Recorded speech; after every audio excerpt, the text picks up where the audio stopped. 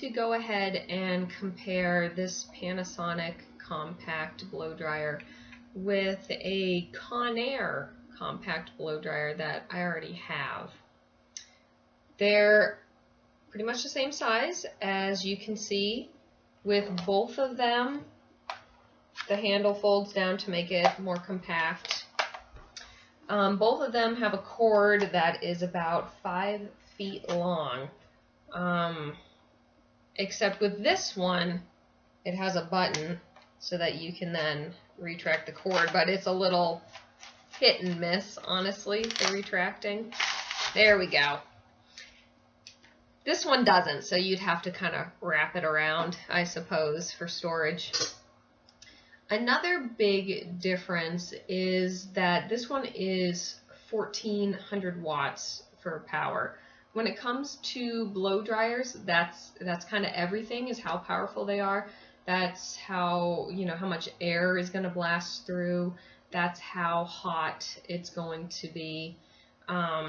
This one by Conair is 1875, so 1400, 1875. The reason why when you go to a hotel, the compact blow dryer there is terrible is because usually it's about 1000 watts.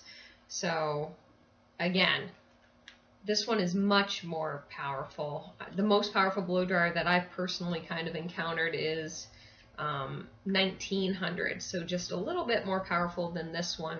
And that's kind of hard to find in a compact blow dryer. That's why I got it, honestly, is because of the strength of it. I wanted to kind of test how long it would take each blow dryer to blow dry my hair. I have sprayed down my hair because it kind of started to air dry a little bit while I got dressed. So I've sprayed it down to the point where it's totally saturated, soaking wet. I can feel it dripping down my neck. So I did that so that each day I can compare.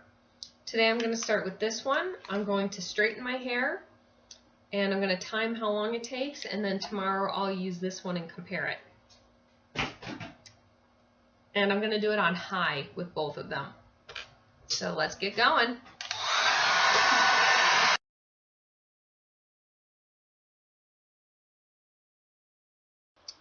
Okay, so that took 5 minutes for me to dry my hair.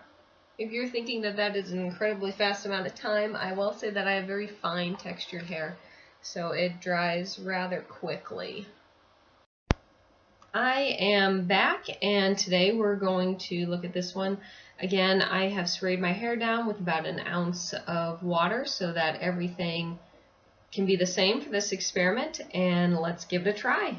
Again, I'm putting this on high.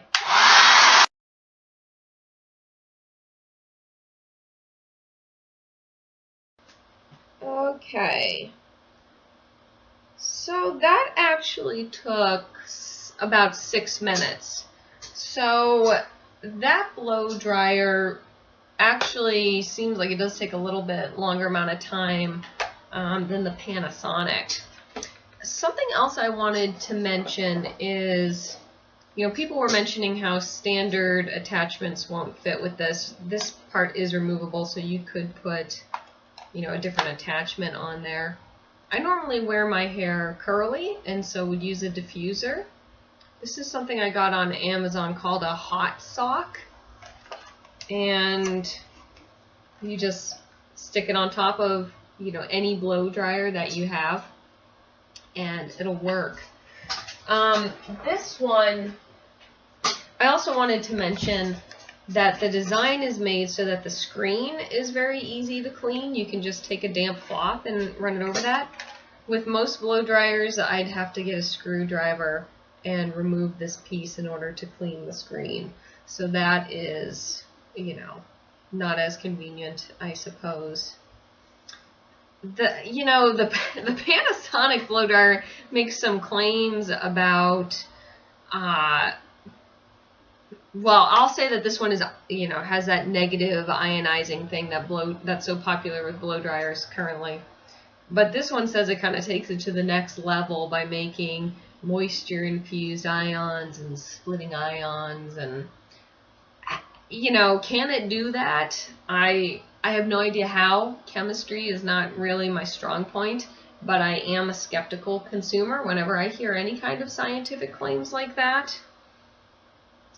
You know, it did seem to dry my hair a little bit quicker and with less power than this one did. So there could be something to it. I don't know.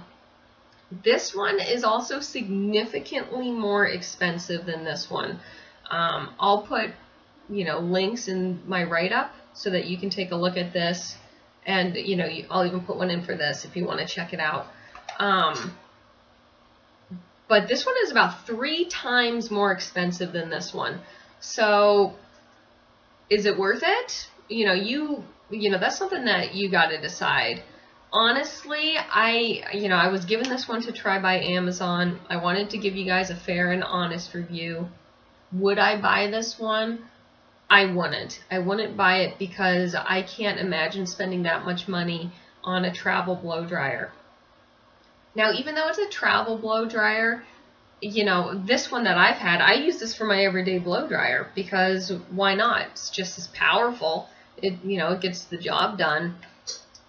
So I don't think that you need to have a full size and a travel size. You can just use one. So it is convenient if you go to the gym a lot and you take a shower there. When you travel, bring this with you so that you don't have to suffer through the awful hotel blow dryer.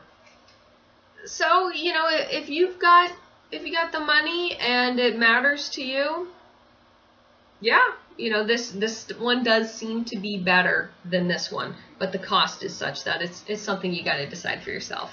But I hope that this review was informative. Thanks for watching.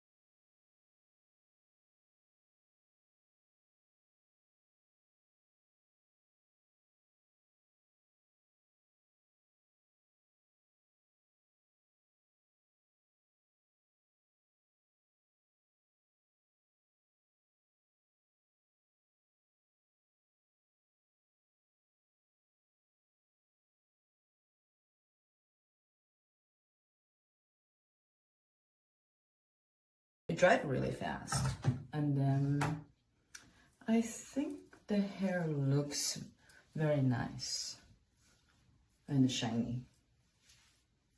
What do you guys think?